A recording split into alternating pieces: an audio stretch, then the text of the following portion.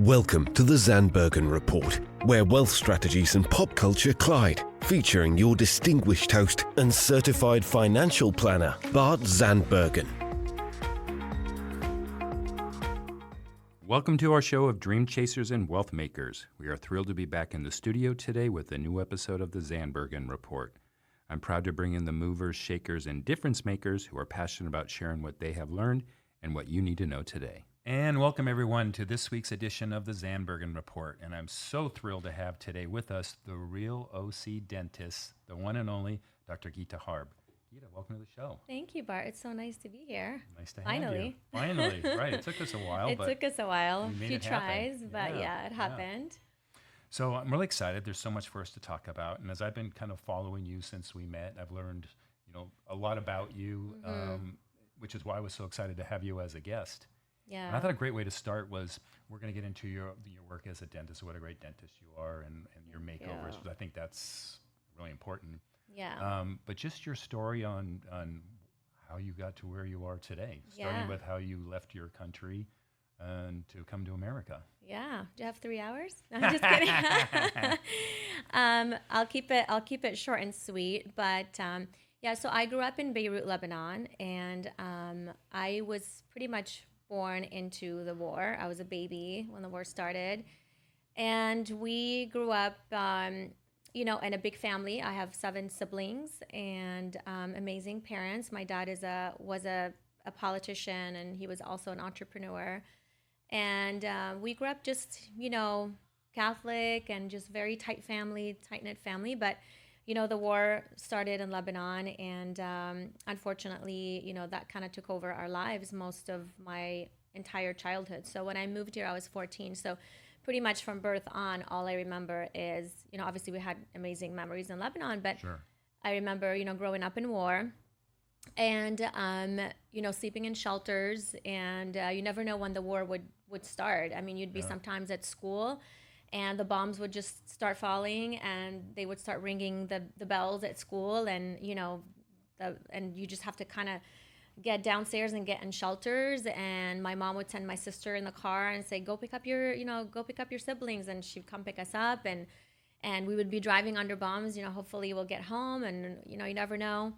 And so we grew up in that type of atmosphere where it was just a lot of chaos and a lot of uncertainty, a lot of unknown, and a lot of just praying and hoping that you're going to wake up the next day.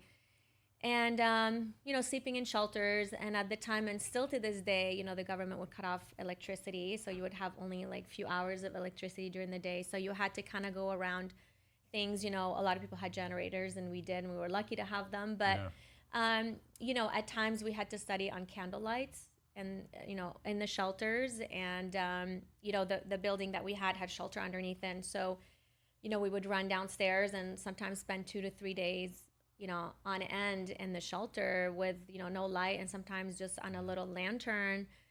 And when the bombing would stop and we would get up, and my parents would be like, all right, you're off to school, guys. So, and you just had to get up and just go on with your life as if nothing just happened.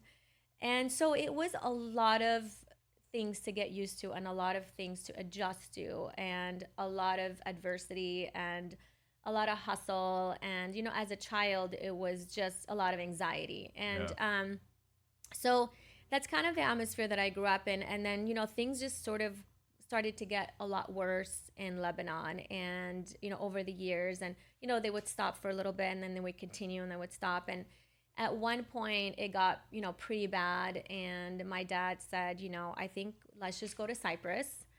And let's spend, because we had a house in Cyprus, and we would go spend summers there. And a lot of, Lebanese people did, because it was just so close to Lebanon, and it was their little escape. And so we went to Cyprus, and we stayed there for about 2 weeks. And the way we left the country was under bombs. Everything was closed. The airport was closed at the time. They were not letting anyone out of the country. The port was closed, so they were letting these ships sort of come in and just take people like at 2, 3 a.m. in the morning, quietly. There was like no light, nothing. And I remember my dad was like, just pack your stuff. I remember locking the door, and I remember looking back, at my house and going, am I ever going to see this house? Did you actually think that at that time? I did, Wow. Because it was such, at the time, although in my head we were just going on a summer vacation, but something told me that, I'm not sure that I'm going to come back, because At the time, I was in middle school, and I didn't even get to say bye to my friends. So we never even finished summer. So the school, we never got our diploma for middle school, nothing. We just kind of, the war started again, and it got really bad, and the schools closed, businesses closed, the airport, the port, everything. And so that's when my dad was like, I think it's time to leave. And so we went to Cyprus, and we were in Cyprus for about 2 weeks. The situation got a lot worse. And at the time, my brothers were living in the States, and my sister as well. They had gone to college here. Okay. And they were, graduating and working. And my dad's like, you know what, let's just leave from Cyprus and let's just head to the States and kind of hang out for like a month or two and see. Was you really that casual about it? See, like, let's just go. I think for us, he was casual. Like it, yeah. My dad is, he's very serious, but he's also a fun person. But he was, I think for us, he was trying to keep it cool and calm. Yeah. And especially for me, I think as a child, I had so much anxiety because my siblings were older. And so they were more able to understand situations. As of me, I was the youngest and the baby. And so things affected me more, I think, as a child. And so, he was trying to like, yeah, everything's fine. And as we were leaving the port in Lebanon, I could hear the bombs falling. And it was so dark, you couldn't see much. And I would tell my dad, I'm like, Dad, I think these are bombs. And he's like, no, they're just putting the luggage on the ship, honey. They're just putting, he's trying to keep things calm for us. Yeah. But anyway, so when we got to the States, when we left Cyprus and we got to the States, at the time, we thought, again, we're just going to stay for a month and then we're just going to head back to Lebanon. And things got really worse. And I hadn't finished middle school at the time. So my dad said, well, you know what? Let's find you a high school. And at the time we were in Connecticut. He said, let's find you a high school in Connecticut, a good Catholic high school. Yeah. And we're going to enroll you there. And you just go to high school and hang out with your, with your brothers and be here with your siblings. Wait, so you were on the cargo ship or the ship from Cyprus to... So this was now, so we left Lebanon. Yeah. And we went to Cyprus and we stayed in Cyprus for 2 weeks. Yeah. And then after 2 weeks, we couldn't go back home. Yeah. So my dad's like, let's go to the United States. So we came here. Okay. And then when we got to the States, which in Connecticut, my dad was like, I don't think we can go back. I think the situation is, it's getting really bad. And he knew, he was a politician. So he knew what was going to happen and what was going on. And he knew I'm not going to take the family back. Yeah. How was your English at the time? I didn't speak any English at the time. So that was a funny part. So I went to an all-girl Catholic school in Lebanon since preschool, since I was 3 until 14. Yeah. And so I spoke fluent French, which I've now forgotten a lot of it, but I spoke fluent French and Arabic. And they had just started teaching us English as a third language when we were in middle school. So I knew the basic. I mean, we would take an hour of English throughout the week, which is kind of how kids now learn Spanish here. Yeah. And so I barely knew. I was just like, hi, how are you? How you doing? And I remember when I got here, my brother would say, when people say like, nice to meet you, you say nice to meet you back. And I was like, okay. So I barely knew the basics. And that's why my parents were like, let's put you in high school so you can learn English and learn the system. And then hopefully you'll stay here and go to college. Yeah. And I said, well, okay. I mean, at the time, what are you going to say? You're a child and you just go. I had learned over the years for 14 years just to go with the flow because that's just how we were brought up, And so I said, okay. So they put me in high school. They actually signed me up for high school and they had to give me a test. They had to test me on like calculus and math and geometry and all of that stuff. And when the high school tested me, they said, well, she just beyond her years. Like the high school would be a complete waste of time for this girl. She needs to be in college. At 14. At 14. And so I turned around and I told my parents, I don't speak, I barely speak English. How am I going to go to college? Yeah. So at the time, I remember it was after January and the kids had already started school and they were in the middle of school. Yeah. And so I think there was maybe about 3 months left of school until the graduating class was finishing up and graduating and on to college. And I remember the principal going, you know what, why don't we just enroll her in with the senior class for 3 months, let her learn English for 3 months, and she can go off to college. Yeah. And my parents were like, okay. And I was like, okay. So I just went with the flow again. And I did. I went to high school for literally 3 months. And you're with 17 and 18-year-olds. So I was 14. I was with 18-year-olds in high school, yeah. And I literally barely knew English, and I just, did what I had to do. Yeah. And I graduated with honors. And yeah, I had all these awards. I was going on, stage and receiving all these awards, and I barely spoke English, but I picked it up really fast. And I was really determined, Bart, to lose my accent, do well in school, and not just survive, but thrive. And I really did. I got a bunch of honors in calculus and math and other subjects, and I graduated. And I just went along and I adapted really fast to the school and the culture and the language. And literally 3 months later, when fall came, I was pretty much a freshman in college. I think I was barely 15. So, yeah. And I knew at the time I wanted to be a doctor at the time. Okay. I wanted to be a cardiologist. Okay. And when we were in Connecticut, we had a friend who was a dentist, and he said, why don't you come to my office and just kind of like hang out and observe for the day and see if you like it. You might want to change from pre-med to pre-dental. And I was like, sure, I don't think so, but I'll come and I have nothing to do. So I did. So I went to his office and I observed and I kind of shadowed him all day, and I saw him with his patients, and I really fell in love with dentistry because it was still medicine. It was providing me with, I love medicine, biology. That was all I wanted to do, was be a doctor. And I just saw how he was with his patients and how he was changing, people's lives, and people really appreciating it. Yeah. And I knew I wanted to have family and kids at some point. And I thought this was great because I could have my own office. I could work for someone. I don't have to be on call, like, in a hospital-based setting. Yeah, that's good. Yeah. And so I just kind of changed. I changed from pre-med to pre-dental. And I went to college, and I was a biology, graduated in biology and psychology, 2 majors, and applied to dental school. And I ended up moving to Boston, that's another whole story in itself, and went to Tufts Dental for dental school. Wow. So you graduated dental school at what age? Oh gosh, I was the youngest in my class, probably the youngest ever to graduate dental school in the States.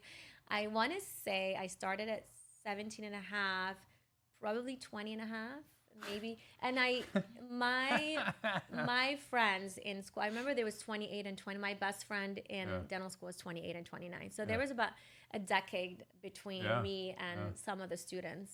Wow. Yeah, and some were even older than that. But I was very mature, and I was very goal-oriented, and I was probably more mature than half of my class in dental school. Well, it sounds like it. So while they were partying and having fun, I was in the library studying. But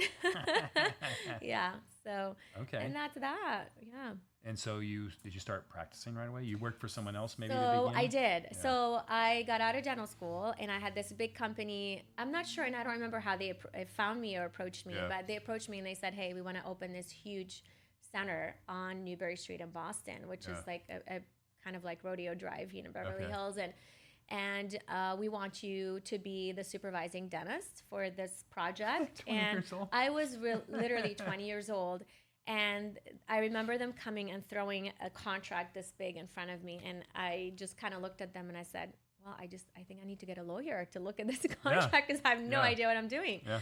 And when you're in dental school, when you're a doctor, nobody teaches you business. Yeah. There's no such thing. You're learning human biology and anatomy, and you're learning to drill, and you're learning to fix teeth, but no one in dental school teaches you anything related to business, or what to do even what to do when you graduate, or how to open an office, or how to be an entrepreneur. So I really had to learn that. I was 20, which is basically what college kids are these days. And I just kind of threw myself. I found a lawyer, and I just said, read this contract to me, explain it to me, because I don't understand anything. And I was their supervising dentist, so I opened up the center for them. Yeah. And we had a very thriving, really good, center going on in Boston. And I hired other dentists to work under me and assistants, and I pretty much ran the center for a few years for them. And that was my first job. Yeah. So I literally just kind of graduated and kind of jumped into being a supervising dentist and entrepreneur and running a business. And it was my own, but I was managing the whole thing. So wait, you've never had another job other than you being a dentist? I've never had another job other than being a dentist. Well, I came here, I babysat at 14. Does that count? For some friends of ours. But no, when you're in dental school, it's really hard to work. Right. You're in school from 8 to 5, 8 to 6, and you're pretty much after that just studying. And then when you get to the last 2 years of dentistry, you're on the clinic floor just doing, learning about patients and treating Right. patients, and you have exams and you have finals and tests, and then you have all these things that you have to pass and the boards and everything. Yeah. So you literally don't have a minute Right. to even work or do anything.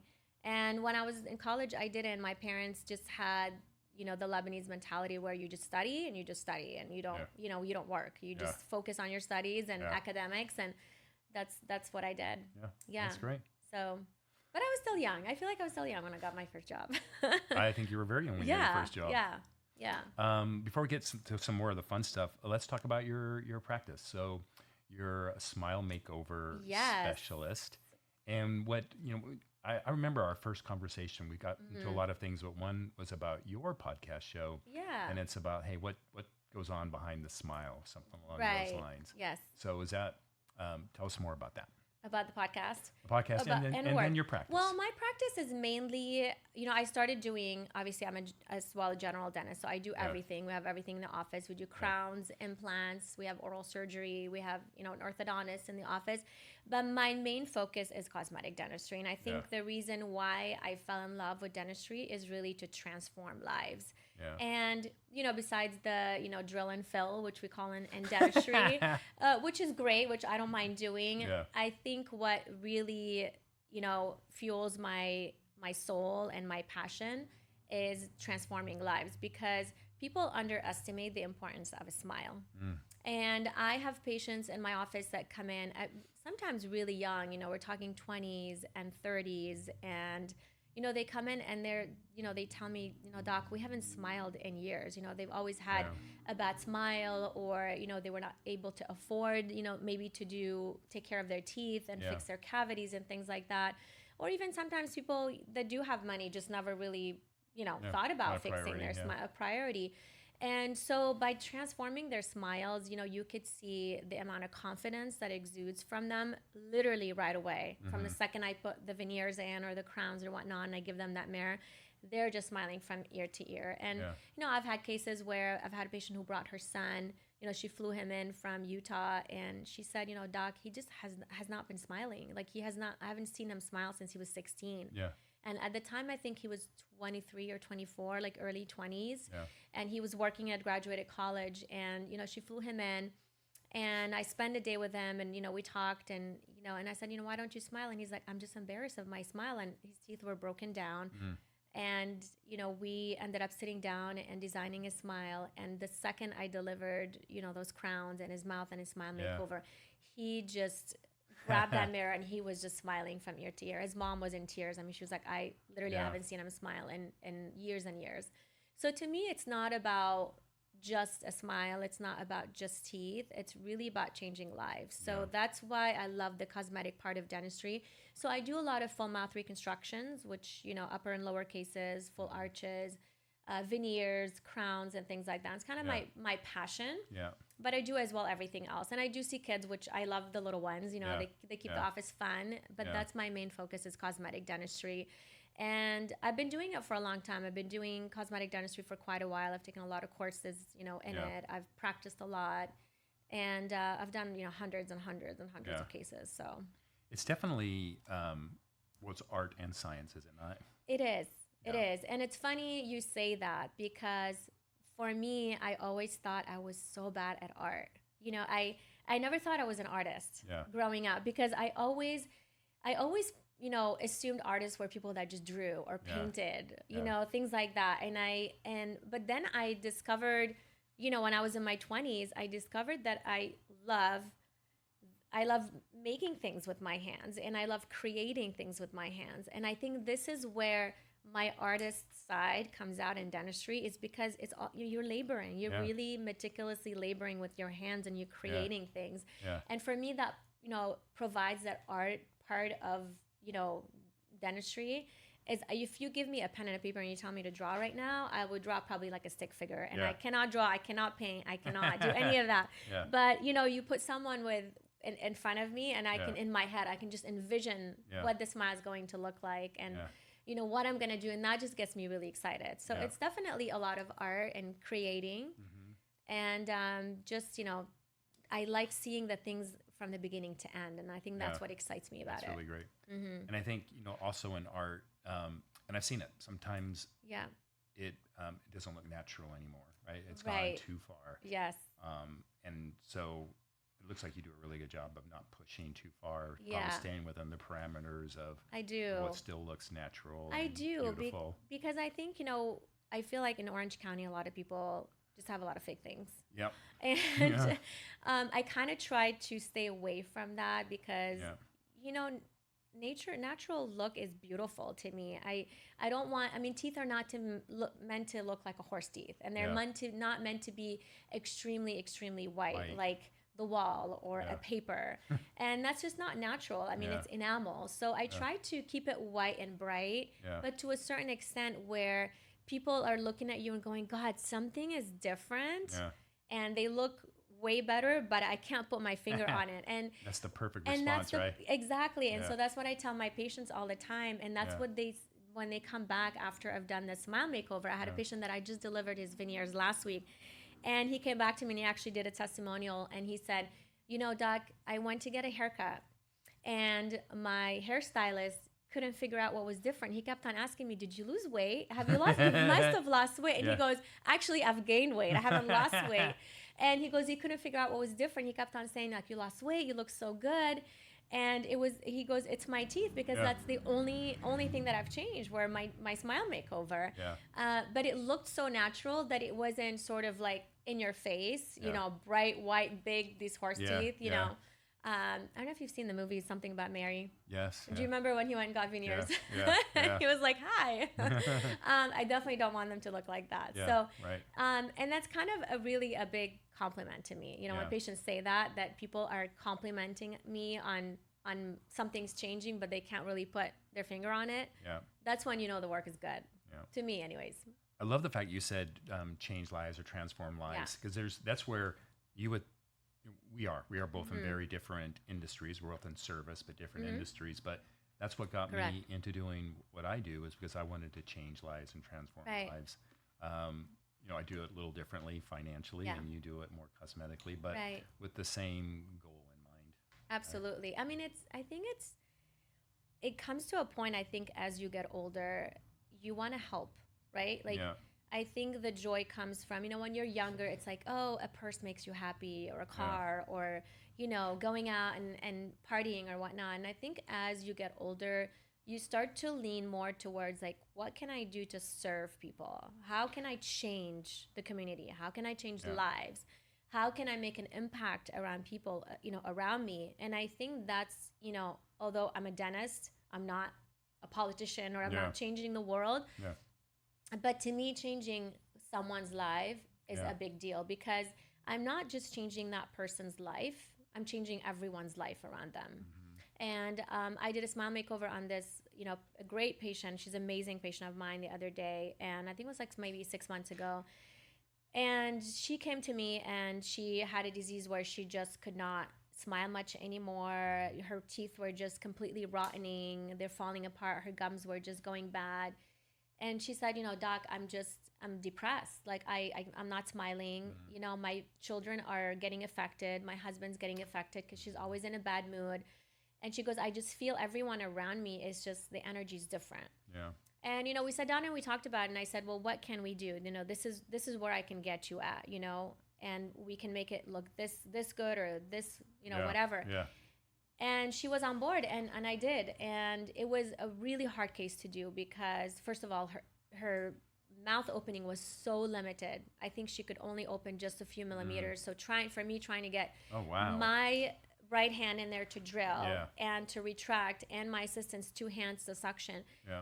What would take me typically like 3 hours for a Smile makeover took me 8 hours with like 2 big breaks, because I had to bend over so hard, and she was so limited, so I can only drill, so much at a time, where we had to continue closing, take a break, then opening. So it took me literally all day. Yeah. All day. From, I want to say we started at 8, ended at like 4 o'clock or something. That's like that. a long time for you, and a long time for her. It was a lot. I mean, I got home and my head was pounding, my shoulders were killing me, my neck. Yeah. But when we delivered her case, she came after to me, and she brought her husband, and her husband was like, he I must have been just so cannot happy. thank you enough, because she goes, now we're going out on date nights every night. And Yeah. as soon as she got home and she was smiling, she could see her husband's eyes like just watered, and he was crying. Yeah. And, you know, her son was just happier. She said, it wasn't just me. It wasn't, this whole Smile makeover wasn't even just about me. It was about my son. It was about my husband. It was about the people that are in my life, the people that live in my house. So and that's what makes me happy. I mean, you know, I cry and laugh a lot with my patients because, you know, their stories are just amazing too. And so that's really what brings me joy, is not just the fact that I'm just drilling and fixing a tooth, you know? We talked earlier about, you know, our mantra here is discover true wealth. We have our pillars, but one of them is health. We're going to get to because we share a fitness passion. But service to others, that's one of our pillars. And I have found that the joy that people get from it, the joy that I get from it, and it's also part of longevity. People who who make a habit out of doing that live longer lives. So I think it's pretty amazing. Because deep down it makes you happy. And I think when you're happy deep down inside, you are going to tend to live a longer life, because what does life come down to in the end? It really just your happiness. And if you're depressed and unhappy with your life, and miserable, you're not going to live that long. You know, mental health is huge. And, you know, legacy, because, you know, you'll see that my pillar is kind of tying to each service to legacy, service to others. You know, it's creating a legacy. Yes. Now, and legacy could be, you know, there's buildings on Pacific Coast Highway with people's name on it. That's a legacy. Right. But another legacy might be, you know, you have happy, healthy children, right, that are have a great life. And to me, that's a legacy as well. Oh, absolutely. And and also, you know, setting an example for your kids. Right. You know, I come home and I tell my kids I talk to my kids about my cases all the time. Yeah. You know, I pick them up from school after school and I say, you know what Mommy did today? And they're like, what? And I'm like, look, and I'll start showing them my before and afters, and they get excited. And I mean, I feel like that's also a legacy, because you're leaving something behind for your kids, and a great example. And, you know, for me, my dad was a legacy, because, you know, he left me with this mindset as well. So I think that's very important as well. Yeah. All right, let's talk about our fitness passion. Ooh, So yes. Our number one pillar where should is we begin with that? health. Health is the ultimate wealth. And I know Absolutely. that we both get up early. Yes, we do. Really I was up early. at 3:30 this morning. What time did you wake up, Art? I slept in 3:45. Ooh, I beat you. Yeah, you did. So what's your typical routine? It probably changes a little bit every day, but what's your routine generally? So generally, my alarm goes off at about 4:30, and I started off actually at 5 o'clock. Now I'm getting a little bit earlier and waking up earlier and earlier. It happens, I feel believe like me. it does happen, you know. And so typically at 4, I'm between 4 and 4:30. Obviously today I woke up a little earlier. 4 and 4:30, I have my coffee right away. I kind of go downstairs and I, you know, have my coffee. I wake up. And I meditate for about a few minutes. I do about 10 minutes of meditation and gratitude in the morning. And to me, that has changed my life in a big, big, profound way. Just waking up and just saying your thank yous in the morning and knowing that you're alive and you're healthy is really like the first step you know, of my day. And I pretty much, you know, do a little bit of work on my phone, whether it's, you know, Instagram a little bit for, you know, for my office. I read my emails, kind of catch up. You know, I get a lot of text messages typically after 9 and 10 and I'm asleep. So I kind of respond at 4 a.m. in the morning, which is not a good thing. And pretty much catch up on stuff. And by 5, I'm pretty much working out. So I have the Peloton, I do the bike, and I have the treadmill. So I do about 30 minutes of cardio and about 45 minutes of weights. And I used to be a really I was a cardio junkie. So I would literally run for hours at a time and spin for hours at a time. But I want to say 3 years ago, I kind of cut it down and I started, you know, weightlifting, because I started to see the impact that it did on my body. And it made me a lot stronger, a lot more in shape. And so I just kind of got addicted to, you know, lifting weights. And so I do that for about 45 minutes. And by that time, my kids are up. You know, I wake them up. I start breakfast for them. I still make them breakfast every morning, although they're 14 and 13. They probably should make breakfast on their own and get them ready. And they're off to school. And then I'm off to, you know, going to work. So some days I'm at work. I start at 7:30. Some days at 8:30. So it depends on the day. Yeah. Well, I see why the 4:30 start time then. Wake up time. Yes. And try to fit in my patients. Some patients want to come really early in the morning before work. So we try to kind of accommodate as much as we can with patients. And so that's typically my routine. I work, you know, 8-hour days usually. And then it's come home and make dinner and being with the kids. And and homework and spending some time Sure. with the kiddos. And I typically will do a little bit of work on my podcast in the evening because I kind of catch up with some stuff. Yeah. I'm in the process of writing the book, so I'll spend some time on that a little bit. And pretty much by 8:39, I'm meditating again for about 30 minutes. Yeah. And passing out at 9:30. About 9:30. Oh, yeah. You stay up that long? 9:30. Wow. Well, 9:30 is the latest. So Yeah. usually, like yesterday, I passed out at 9. Yeah. That's Okay. why I think I woke up at 3. Yeah. So, but that's typically my day. And I do dentistry 4 days a week. So that's usually my schedule with dentistry. I shoot my podcast on Thursdays. And the weekends, I try to keep them fun and light and, family time. So Work out on weekends? I work out 7 days a week, Bart. Okay. You do too, right? I do too. I do yeah. too. I know a lot of people take Sundays off, but Yeah. I don't see why. So it makes me happy. Yeah. I literally, when I go to bed at night, I dream about 2 things in the morning: my coffee Yeah.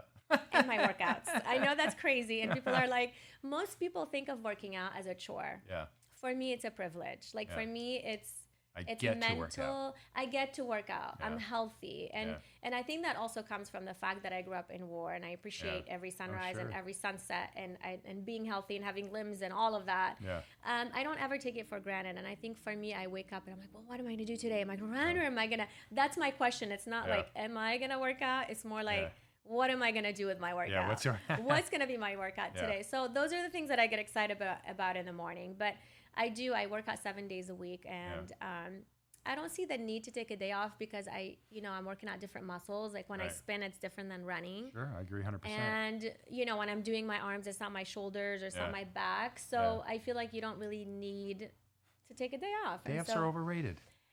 And I get a lot of people going, you need to take, I get a lot of people trying to tell me what to do on Instagram. Yeah. Oh my God, why do you work out 7 days a week? It's not good for you. You need a day to rest.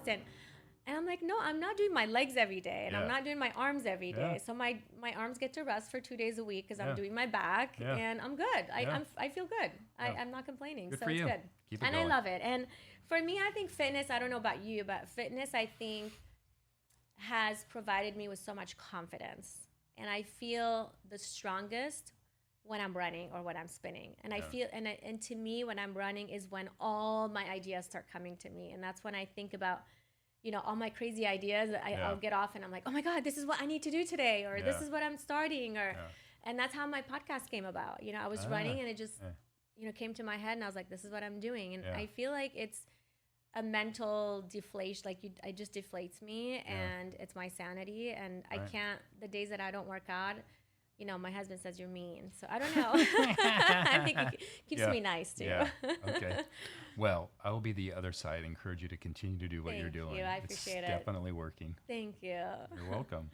Well, this time has flown by, so I knew we could talk about a ton more stuff, so we'll save that for our next time together. Sounds good. But I do want to end with one of my favorite questions. Yes. And I call it one of your ultimate lesson learned. Ultimate lesson learned is always don't listen to the noises. Yeah. Because, when you're growing and when you're going through so much growth and you're trying to improve yourself and your life and your career and your vision, there's going to be a lot of people that are going to try to tear you down. Yeah. They're going to tell you to stay down, that are going to discourage you and tell you it's not going to work or why are you doing this? And I think for anyone that wants to succeed and wants to grow, I always tell them you just have to cut the noises out and just stay focused on your goals and believe in yourself. And believing in myself has helped me really achieve everything in life. Because if I didn't, I just definitely would not be here and would not be doing what I'm doing today. Yeah, that's amazing. Yeah. That's amazing. Thank you for that. Thank you. How can people find you? Well, you can find me on Instagram, The Real OC Dentist, and my website is also therealocdentist.com, and the podcast is the Smile Diaries. Okay. Yeah. Right, that's a great name. I forgot about that. Yes. All right. Well, thank you so much for your time. Thank you, Bart, this for has having been great. me. Of This course. is great. We'll have to do this again. We have way more we can catch up on. Yes, for sure. And you're coming on mine too, so we'll get to talk more. Okay. Sounds good. We want to thank everyone who has tuned in, and we look forward to being back in the studio next week. Cheers. Tune in next week for the latest edition of the Zandbergen Report, Tuesdays at 2 p.m. Catch up on our recent shows by visiting podcast.bartzandbergen.com. The Zandbergen Report is also available on iTunes, iHeartRadio and Spotify. Interested in being a featured guest on our show or have a question you'd like to hear us answer? Email podcast@bartzandbergen.com. The contents of this podcast episode do not constitute an offer of securities or a solicitation of an offer to buy securities and may not be relied upon in making an investment decision related to any investment offering Access Wealth Management LLC, an SEC-registered investment advisor. Access does not warrant the accuracy or completeness of the information contained herein. Opinions are our current opinions and are subject to change without notice. Prices, quotes, rates are subject to change without notice. Generally, investments are not FDIC insured, not bank guaranteed, and may lose value.